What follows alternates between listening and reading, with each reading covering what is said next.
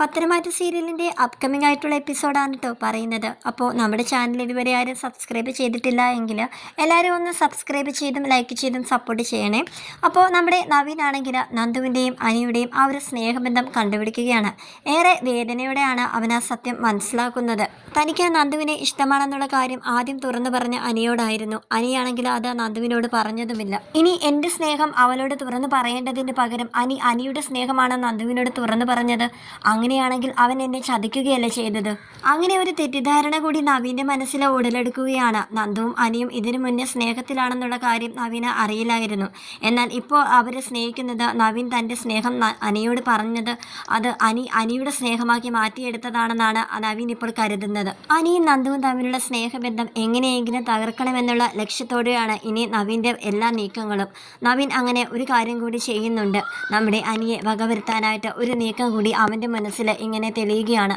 പലവട്ടം അവനിങ്ങനെ ആലോചിക്കുന്നുണ്ട് അത് വേണോ വേണ്ടോ എന്ന്. പക്ഷേ നന്ദുവിന് വേണ്ടിയിട്ട് അവനത് ചെയ്യും. അങ്ങനെ തന്നെയാണ് നമ്മളെ പ്രേക്ഷകരെ കാണിക്കുന്നത്. രാത്രി 12 മണിക്ക് നവീൻ അനിയെ ഫോൺ ചെയ്യുകയാണ്. അത്യാവശ്യമായിട്ട് എനിക്ക് നിന്നെ ഒന്ന് കാണണം, ഒരു വിവരം പറയാനാണെന്ന് പറയാൻ കേട്ടോ. എന്നാലും നീ കാര്യം പറയുന്ന അനി പറയുന്നുണ്ടെങ്കിലും അത് നേരിട്ട് കാണുമ്പോൾ പറയാനുള്ളതാണെന്ന് പറയാൻ കേട്ടോ. അങ്ങനെ ഒരു ഹോട്ടൽ മുറിയിലേക്ക് അനിയെ നവീൻ വിളിച്ചു വരുത്തുകയാണ്.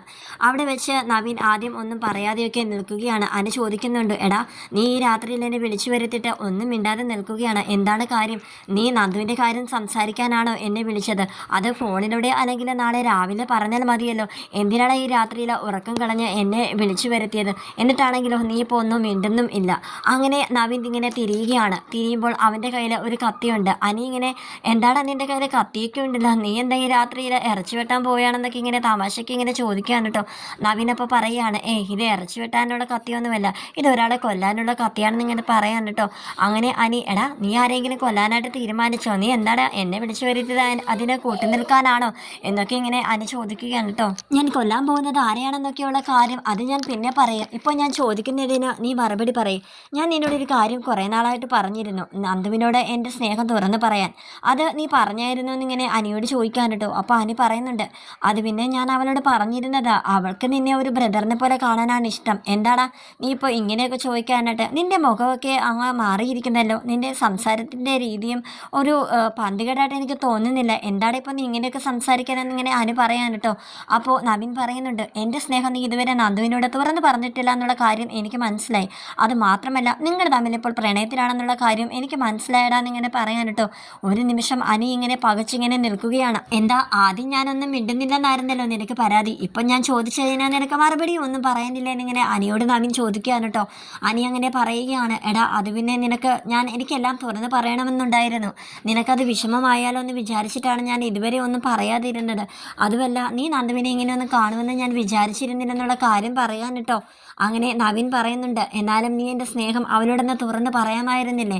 എനിക്കെല്ലാം മനസ്സിലായി. എൻ്റെ സ്നേഹം തുറന്ന് പറയേണ്ടതിന് പകരം നിനക്ക് അവളോടുള്ള സ്നേഹം നീ തുറന്നു പറഞ്ഞു, അതല്ലേ ഇപ്പോൾ ഉണ്ടായതെന്നുള്ള കാര്യമാണ് നവീൻ ഇപ്പോൾ പറയുന്നത്. അനിയപ്പോൾ, എടാ നീ തെറ്റിദ്ധരിച്ച് വെച്ചിരിക്കുക, ഞങ്ങളെ മുന്നേ തന്നെ പ്രണയത്തിലായിരുന്നുള്ള കാര്യം പറയാൻ കേട്ടോ. പക്ഷേ എത്ര പറഞ്ഞിട്ടും നവീൻ അത് വിശ്വാസമാവുന്നില്ല. ഇല്ല നീ കള്ളം പറയുകയാണ്, നീ എൻ്റെ സ്നേഹം അല്ല അവളോട് പറഞ്ഞത്, അവളോട് പറഞ്ഞത് നീ നിൻ്റെ സ്നേഹമായിരുന്നു, ഞാനാണ് അവളെ ആദ്യം സ്നേഹിച്ചത് എന്നുള്ള കാര്യമാണ് കേട്ടോ ഇപ്പോൾ നവീൻ പറയുന്നത്. ഇല്ല നീ ഈ പറയുന്നതെല്ലാം കള്ളത്തരമാണെന്നാണ് കേട്ടോ നവീൻ ഇപ്പോഴും പറഞ്ഞുകൊണ്ടിരിക്കുന്നത്. അങ്ങനെ അനി പറയുന്നുണ്ട്, നിനക്ക് വിശ്വാസമില്ലെങ്കിൽ നീ നന്ദുവിനെ ഫോൺ ചെയ്ത് ചോദിക്കുക, ഞങ്ങളുടെ കാര്യം എല്ലാവർക്കും അറിയാവുന്നതാണ്. നീ വേണമെങ്കിൽ അനന്തപുരി തറവാട്ടിലെ ഓരോരുത്തരോടും നീ ചോദിച്ചു നോക്ക്, അവരുടെ അച്ഛൻ അമ്മ അങ്ങനെ എല്ലാവർക്കും ഞങ്ങളുടെ സ്നേഹബന്ധം അറിയാടാന്നിങ്ങനെ അവനെ പറഞ്ഞ് കൺവിൻസ് ചെയ്യുകയാണ് കേട്ടോ അനി.